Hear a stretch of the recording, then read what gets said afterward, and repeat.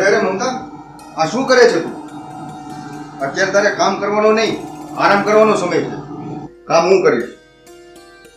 તમે અત્યારે મારા હાથમાંથી કામ લઈ લેશો, પણ તમે પછી બહાર ગામ જતા રહેશો, પછી તો કામ મારે જ કરવું પડશે ને. અને આમ પણ આ બધા કામની તો મને આદત પડી ગઈ છે. સારું, એ બધું છોડ. અવદેશ,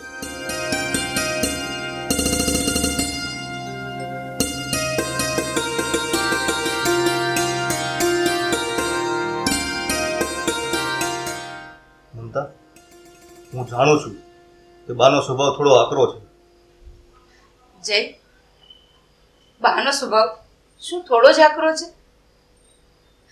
ડગલે ને પગલે ના બોલવાના વેણ બોલે છે મારા બાપા વિશે. મારો બાપ ગરીબ જરૂર છે, પણ શું એ માણસ નથી?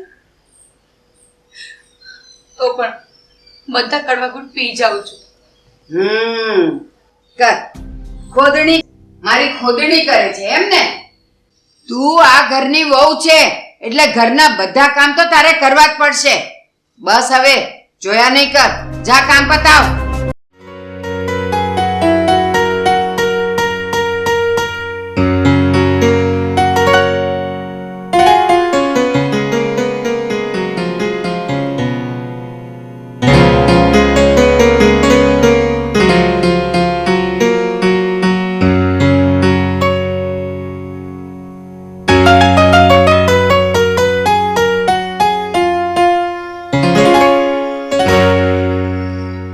બા,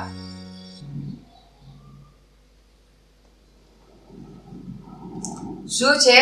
અને આમ ઉતરેલું ડાચું લઈને હું આવી છે તું? બોલ, શું કામ છે? બા, આ ચિઠ્ઠી પોસ્ટ કરવા જવાની છે, તો હું જાઉં? કોને? તારા બાપને લખી છે ને તે? હા શું લખ્યું છે એમાં કહીશ મને?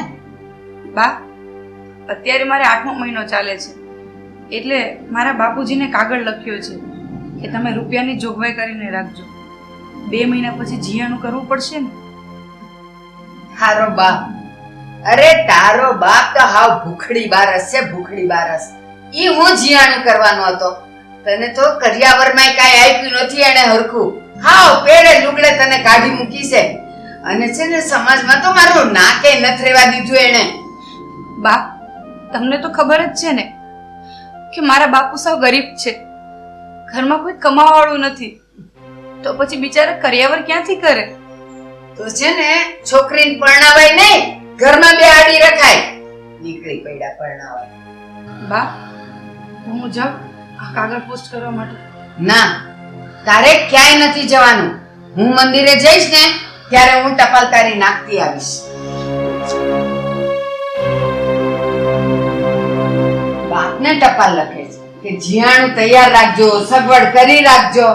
તારો બાપ તો હાવ ભિખારી છે, એ હું કરી લેવાનો હતો. ધૂળ તૈયારી કરે.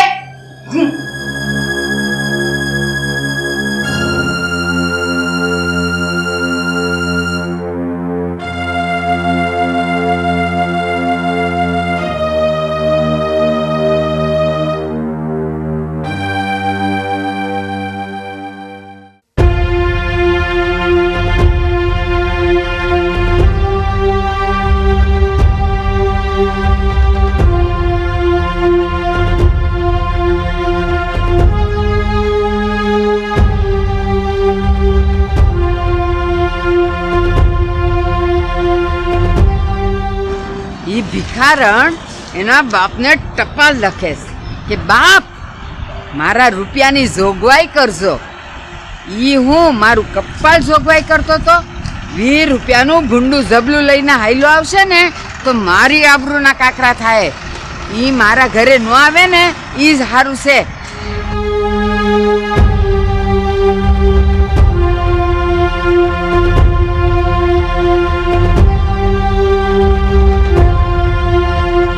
ડોહો તો મળતોય નથી, કોણ જાણે કેમ.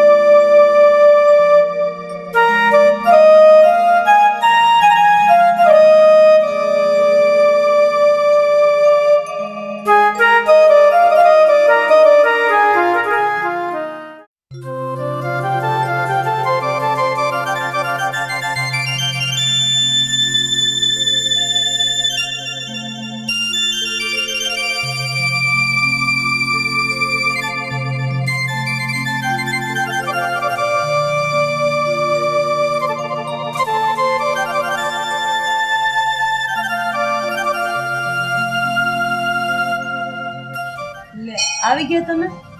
આજ કેમ વહેલા આવી ગયા? હા, આજે થોડોક વહેલો આવી ગયો. જા પાણી લઈએ. હા લઈ.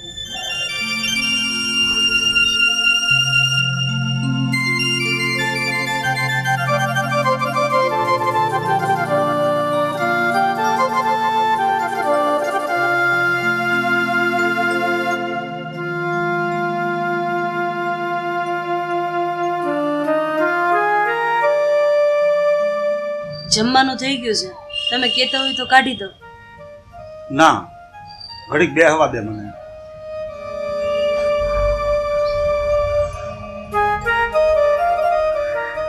એક વાત કહું તને? બોલો ને, શું વાત છે?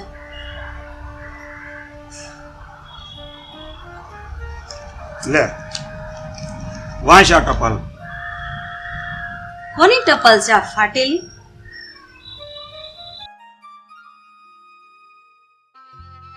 બાપુ, હું જાણું છું કે તમે એકલા હાથે કાળી મજૂરી કરીને મને નાનેથી મોટી કરી છે.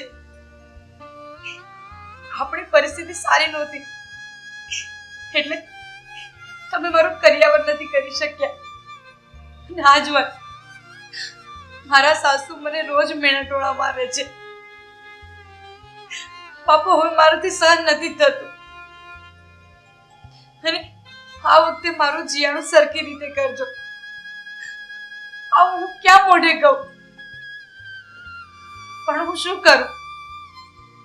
એક દીકરી છું ને, તો પોતાના બાપ માટે ખરાબ શબ્દો કેવી રીતે સાંભળી શકું? બાપુજી,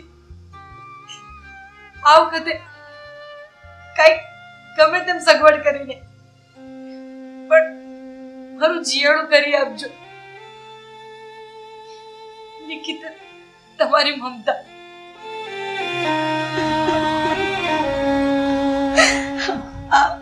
આ તો કોઈ ગરીબની દીકરીની ચિઠ્ઠી છે. એના બાપને પૈસાની જોગવાઈ કરવા માટે કહે છે. હા, આ દીકરીનો બાપ છે ને બહુ ગરીબ હોય ને એવું લાગે છે. અને આ ચિઠ્ઠી વાંચતા તો એવું લાગે છે કે આ દીકરી છે ને એના હાહરિયામાં બહુ દુઃખી છે. અને આ સેલે તે વાંચ્યું, એણે લખ્યું છે કે બાપા, તમે મારો કરિયાવર હરખો નથી કર્યો ને એટલે મારી હાહુ મને રોજ મેણા મારે છે. એટલે બાપા, તમે આ વખતે મારું જીયાણું થોડું હરખી રીતે કરજો. મને લાગે છે આ દીકરીનો બાપ ખૂબ જ ગરીબ છે અને આ દીકરી એના સાસરિયામાં બહુ જ દુઃખી છે. રમીલા, જો તું કે ને તો આ દીકરીનું જીયાણું છે ને મારે કરવું છે.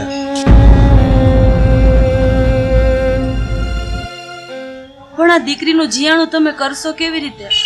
આપણી પાસે ક્યાં એટલા બધા રૂપિયાની સગવડ છે?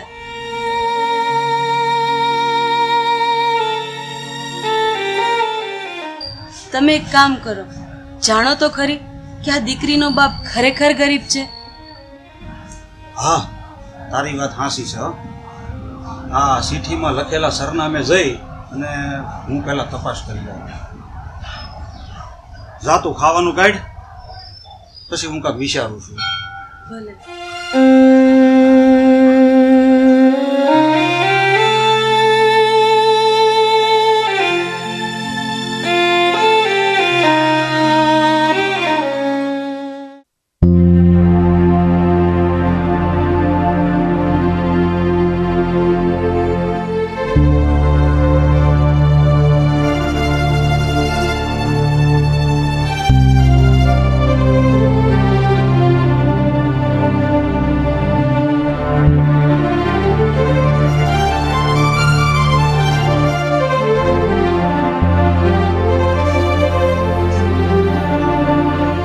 રમણભાઈ, આ રમણભાઈ અહીંયા કે?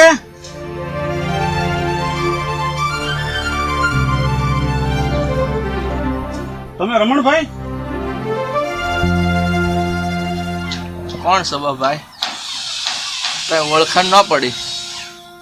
દાદા, મારું નામ રામજીભાઈ છે અને હું તમારી દીકરીના હાહરિયામાં બાજુમાં રહું છું. ત્યાંથી આવ્યો છું. ઓ ભાઈ, મારી દીકરીના હાર્યાથી આવો છો? હા ભાઈ. મારી દીકરી કેમ, મજામાં તો છે ને? આવો આવો, બેહો. બેહો તમે દાદા. ભાઈ, મારી દીકરી મજામાં તો છે ને? અરે દાદા, તમારી દીકરી મજામાં છે, અને તમારી દીકરી તો બહુ ભાગશાળી છે કે એને આવું સારું હાહરિયું મળ્યું, અને એને તો રાજાનું રજવાડું છે. રજવાડું ભોગવે તમારી દીકરી, રજવાડું. દાદા સારું સારું ભાઈ. એ મમતાની માં સાંભળે છે તું? તું મરતી ફેરી કહેતી કીધી ને કે મારી દીકરીને હારે ઠેકારે પરણાવજો. જો આ ભાઈ હંમેશા લાવ્યા છે. આપણી દીકરીને રજવાડું છે, રામના રાજ ભોગવે છે, અને હોનાના હિંડોળે હિંચકે છે. હવે તો તારા આત્માને શાંતિ થઈ ને? પણ ભાઈ, મારી મમતા મને મળવા ક્યારે આવશે? આવશે દાદા, તમારી દીકરી તમને મળવા બહુ જલ્દી આવશે. અને તમારી દીકરીએ કહેવરાવ્યું છે કે એમના ઘરવાળા બહારગામ નોકરી કરવા ગયા છે, એટલે તમારી દીકરી છે ને એને હાહુને એકલા મૂકીને નથી આવી શકતી.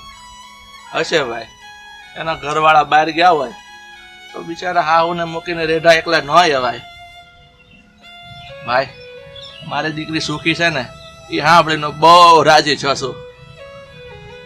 દાદા, હા, તમારે બીજા કોઈ છોકરા સૈયા નથી? તમે હાવ એકલા જ છો? હા ભાઈ, મારે સંતાનમાં બસ એક દીકરી જ છે, બીજું મારે આગળ પાછળ કોઈ નથી. દાદા, આ તમારે ખેતર વાડી જમીન એવું કાંઈ નથી? નહીં ભાઈ, ખેતર વાડી કે ઘર બાપ દાદા વખતથી કાંઈ નથી. આ તો મજૂરી કરી અને ઘર હકાડતો હતો, પણ હવે તો શરીરે અડધું થઈ ગયું છે, એટલે 2 ટક ખાવાનું માંડ થાય છે.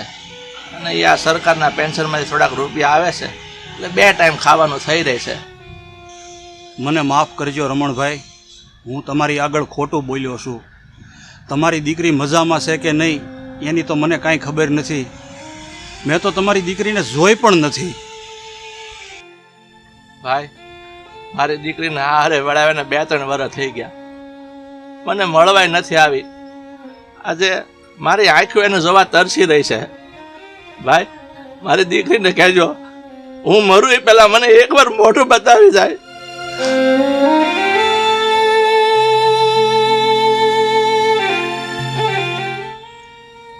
ભલે દાદા, હું તમારા સમાચાર તમારી દીકરીને આપી દે, અને હવે મને રજા આપો.